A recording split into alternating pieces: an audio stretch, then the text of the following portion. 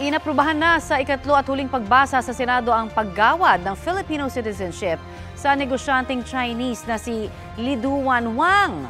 Pero pagtutol ng isang senador, marami anyang red flags ang Chino. Balitang hatid ni Mark Salazar. Nitong Lunes sa botong 19-1 sa plenaryo ng Senado, inaprubahan sa ikatlo at huling pagbasa ang paghingi ng Filipino citizenship ni Liduan Wang, isang Chinese businessman na mas kilala bilang Mark Ong na nagninegosyo sa Pilipinas simula 1991. Mabilis lang ang naging pasada sa plenaryo kasabay ng ibang ipinasang local bills. Pero wait lang, sabi na nag-iisang kumontra sa hiling ni Liduan Wang. I could not in good conscience vote to grant Filipino citizenship to Liduan Wang. At sa aking interpellation sa panukalang ito, nalaman natin na napakarami at naglalakihang red flags ang itinago ni Liduan Wang sa Kongreso. Inisa-isa ni Senador Risa Ontiveros ang umano'y red flags. Si Liduan Wang ay junket operator at kasosyo ni Duan Renwu, ang sinasabing big boss ng na-raid na Pogo sa Porac, Pampanga. Ang negosyo niya ay nasa parehong building ng negosyo ni Shi Zhejiang, isang self-confessed Chinese spy. Konektado siya sa Philippine Xinjiang UC Association, na sinasabing parte ng United Front Work ng Communist Party of China.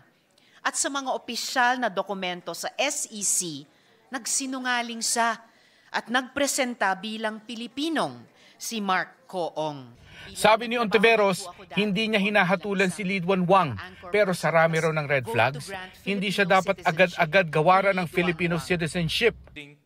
Sabi ni Senador Sherwin Gatchalian nang marinig niya ang mga umano'y red flag, humingi siya ng dagdag na requirement kay Wang bago umuo sa citizenship bill nito. In order naman lahat, no? Lahat ng required documents, no? Sinamit doon. Humingi sila ng requirements from the NICA, from the National Intelligence Coordinating Council.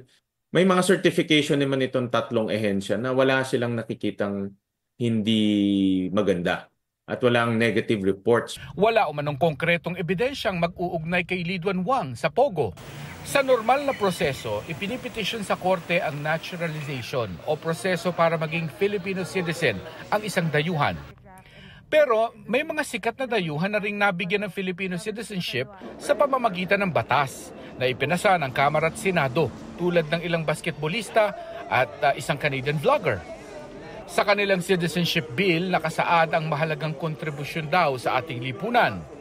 Kaya tinanong si Gatchalian kung anong espesyal kay Liduan Wang. Hindi naman yung contribution mo yung talagang earth-shaking contribution. May-ari siya ng school.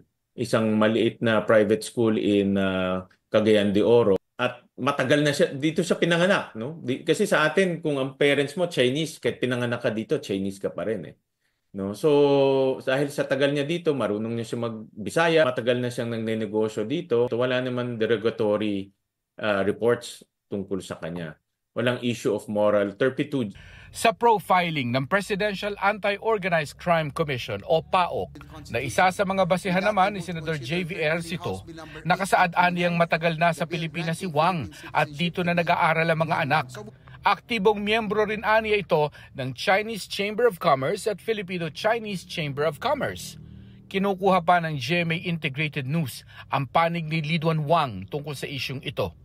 Mark Salazar, nagbabalita para sa GMA Integrated News.